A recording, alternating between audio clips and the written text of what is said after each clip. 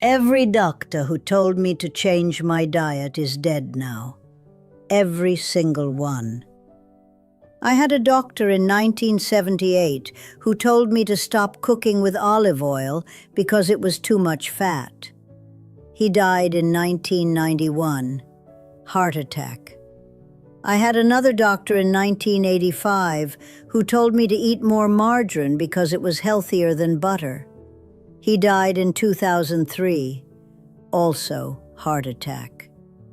I had a nutritionist in 1992 who told me to eat less salt and more processed, low-sodium foods from packages.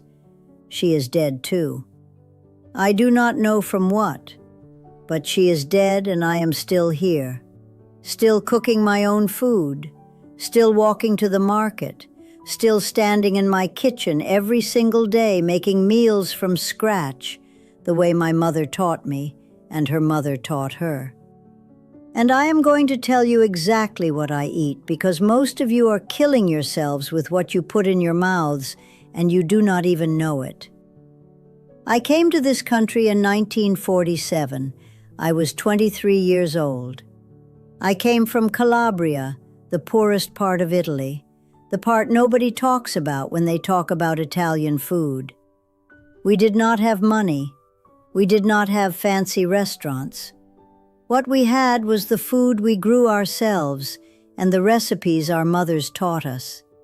And those recipes kept my grandparents alive into their 90s, kept my mother alive to 94, and have kept me alive longer than anyone in my family ever expected in a country that has tried very hard to kill me with its food. I watch what Americans eat and I want to cry.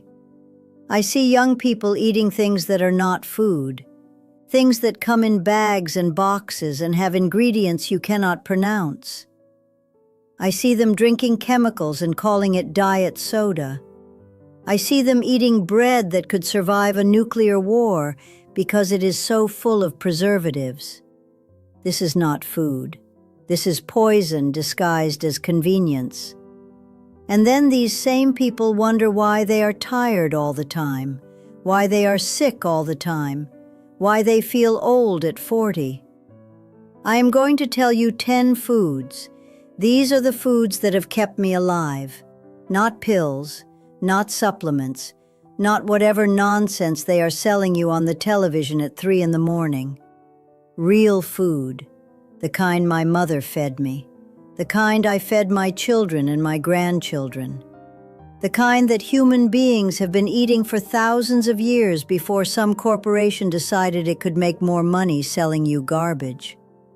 The first one is olive oil. Real olive oil, extra virgin, cold pressed. The kind that tastes green and peppery and burns a little in the back of your throat. Not that clear yellow water they sell in the supermarket for $4. That is not olive oil. That is fraud in a bottle. Real olive oil is the foundation of everything I cook. I use it every single day. I put it on bread. I cook my vegetables in it. I drizzle it on soup before I eat it. My mother used to say that olive oil is liquid gold. She was right. It keeps your blood clean. It keeps your brain working. There is a reason the people who live the longest in the world all come from places where olive oil is in everything. The studies say that people who eat the most olive oil live almost 10 years longer than people who do not. 10 years. That is not nothing. That is 10 more years of watching your grandchildren grow up. The second food is beans. Every kind of bean. White beans, black beans, lentils, chickpeas. I eat beans almost every day.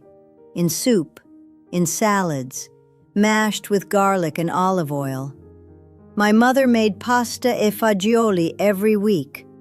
Pasta with beans. Poor people food. Peasant food.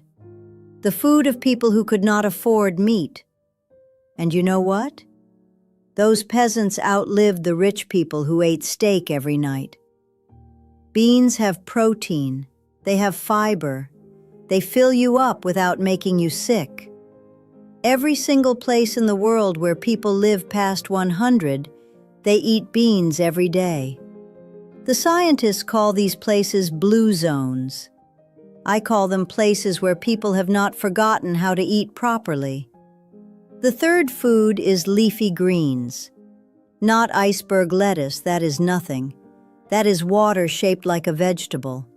I am talking about real greens: spinach, kale, escarole, broccoli rabe, Swiss chard. When I was a girl in Italy, we would pick wild greens from the hillsides, dandelion greens. We would sauté them in olive oil with garlic and a little crushed red pepper. People today think of dandelions as weeds. We thought of them as medicine, because that is what they are. Greens clean your blood. They keep your bones strong. They keep your mind sharp. I eat greens every single day. If the only vegetable you eat is French fries, you are not eating vegetables. The fourth food is garlic. I put garlic in almost everything I cook. Raw garlic, roasted garlic, garlic sautéed in olive oil until it is golden. My husband Enzo used to joke that I was trying to keep the vampires away. Maybe I was. Maybe the vampires are all the sicknesses that come for you when you get old. Heart disease, cancer, dementia. Garlic keeps them away. The scientists now know what my grandmother knew 100 years ago. Garlic has compounds in it that fight infection, that lower blood pressure, that protect your heart. 1 clove of garlic has more medicine in it than most pills, and it tastes better. The fifth food is tomatoes, cooked tomatoes, not raw. When you cook tomatoes, especially in olive oil, you release something called lycopene. I did not know that word until my grandson told me. But I knew the truth of it long before I knew the science. Cooked tomatoes are in almost everything in Italian cooking. My sauce, my soups, my stews. I make a simple dish of eggs poached in tomato sauce that my children used to beg me for. Tomatoes protect your heart. They protect your eyes. They protect against certain cancers. And they cost almost nothing. You can buy a can of good Italian tomatoes for $2. There is no excuse. The sixth food is nuts. Every day I eat a handful of nuts, almonds mostly, sometimes walnuts. My mother kept a bowl of nuts on the table and we would crack them ourselves. Not the roasted, salted nuts they sell in the store covered in chemicals. Raw nuts, or just lightly toasted. Nuts have fat in them, yes, good fat, the kind your brain needs to keep working. The studies show that people who eat nuts every day live 2 to 3 years longer than people who do not. 2 to 3 years. For a handful of almonds. Why would you not do this? The seventh food is whole grains, real bread, pasta made from real flour, not the white bleached processed stuff they sell everywhere now. When I came to this country, the bread tasted different. Then they started doing things to it to make it last longer on the shelf. They stripped out everything good and left only the garbage. I make my own bread sometimes still. Whole wheat, sometimes sourdough. The bread my mother made. Real bread fills you up. It gives you energy that lasts. It does not spike your blood sugar and then crash you an hour later. I have watched this country become addicted to fake bread and then wonder why everyone is diabetic. The eighth food is fish. I eat fish 2 or 3 times a week. Small fish mostly. Sardines, anchovies, mackerel. The fish that nobody wants because they have bones and they smell strong. Those are the best fish. The fish that are full of oil that keeps your brain working. My husband Enzo loved sardines. We would eat them on crusty bread with a little lemon and olive oil. Simple. Perfect. Good fish is hard to find in this country now. They farm it in tanks and feed it garbage. If you can find wild fish, eat it. Your brain will thank you when you are old and can still remember your own name. The ninth food is wine. Red wine. 1 glass with dinner. Not a bottle. 1 glass. I have had a glass of red wine with dinner almost every night of my adult life. The doctors used to tell me to stop. Now they tell me it was the right thing all along. Red wine has something in it that protects your heart and your blood vessels, but only if you drink a little. If you drink a lot, it does the opposite.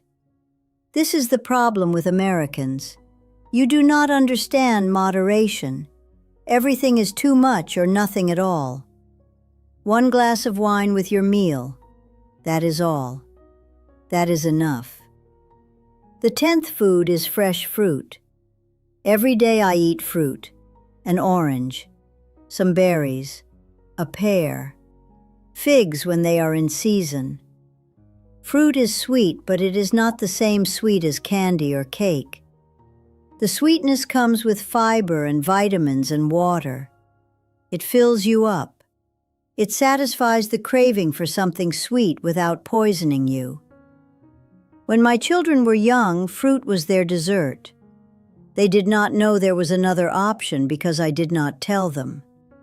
They are all in their 60s and 70s now, the ones still alive, and they still eat fruit for dessert. This is how you teach children to eat. You do not give them a choice between apple and cookie. You give them the apple. So there it is. Olive oil, beans, leafy greens, garlic, tomatoes, nuts, whole grains, fish, wine, fruit. 10 foods, nothing complicated, nothing expensive, nothing that requires a subscription or a special delivery or a machine that costs $300. Just real food. The kind of food human beings have eaten for thousands of years. The kind of food my mother and her mother and her mother ate. But I have to tell you something else, because the food is only part of it. I have watched people eat perfectly and still die young because they were miserable. I have watched people eat terribly and live long because they had something to live for. The food matters, but it is not everything. You have to move your body. I walked everywhere my whole life. I did not go to a gym. I walked to the market. I walked to church. I climbed the stairs to my apartment because the elevator was broken half the time. I stood in my kitchen cooking for hours. This is not exercise the way you think of it, but it is movement, constant movement, every day. My daughter Maria died of breast cancer in 2004. She was 58. My son Anthony died of colon cancer in 2012. He was 62. My son Vincent died in a car accident in 2019. He was 68. 3 funerals where I was the mother standing at the grave. I thought each one would kill me. They did not. I kept cooking. I kept eating. I kept walking to the market. Not because I wanted to, because that is what you do. You keep going. There is no other choice. I am 101 years old. I have been cooking in this kitchen for over 50 years, longer than most of you have been alive. I came to this country with nothing but 2 suitcases and my mother's recipes. I raised 5 children in a 2-bedroom apartment. I lost my husband 26 years ago. I have 14 grandchildren and 21 great-grandchildren. I still live alone. I still cook my own meals. I still walk to the market every day, even when my knees hurt so bad I want to scream, because stopping is dying, and I am not ready to die. I am telling you all of this because I want you to understand something. Living this long is not about avoiding death. It is about living, really living, every day. Eating food that tastes good and is good for you. Moving your body because it feels good to move. Being with people because people are what make life worth living. Having something to do that matters to you. Your body was not made to sit in a chair for 8 hours and then sit on a couch for 4 more hours. Your body was made to move. If you do not use it, you lose it. I see people half my age who cannot walk across a room because they stopped moving 20 years ago. That will not be me. You have to have people. I have my family. I have my church. I have my neighbors who check on me even though I tell them I am fine. Human beings are not meant to be alone. I have watched people retire and then die within 2 years because they had no one to talk to and nothing to do. Loneliness kills you. I do not mean you need a romantic partner. I mean you need people in your life who know your name, who care if you wake up in the morning, who would notice if you did not. If you do not have that, you need to find it. Join something, volunteer somewhere, talk to your neighbors. This is not optional. This is survival. You have to have a reason to get up. For me, it is cooking. It is feeding people. It is seeing my great-grandchildren eat the same pasta my grandmother taught me to make. I get up every morning because I have something to do. The day I cannot cook anymore is the day I will probably die, and I have accepted that. But that day is not today, and it was not yesterday, and it will not be tomorrow if I have anything to say about it. I have buried 3 of my children. That is not supposed to happen. You are not supposed to outlive your children, but I have. The food I have told you about will help. It will not guarantee you anything. There are no guarantees. My son Anthony ate well his whole life and still got cancer. My husband Enzo ate everything I cooked and still had a stroke at 82. But they lived well until they did not. And that is all any of us can hope for. To live well until we cannot. To eat well. To love well. To move well. And then, when it is time, to go. I have fed hundreds of people at this table. Children and grandchildren and great-grandchildren and neighbors and strangers. I have cooked for funerals and weddings and christenings and just regular Tuesday nights when someone needed a meal. This is what I was put on this earth to do. To feed people. To keep them alive. Now I am trying to feed you, even though you are on the other side of a screen. Even though I will probably never meet you. I am trying to give you what my mother gave me and what her mother gave her. The knowledge of how to eat so that you can live, not just exist. Live. Really live. Take it or leave it, but do not say nobody told you, because I just did. Now, if you will excuse me, I have soup on the stove.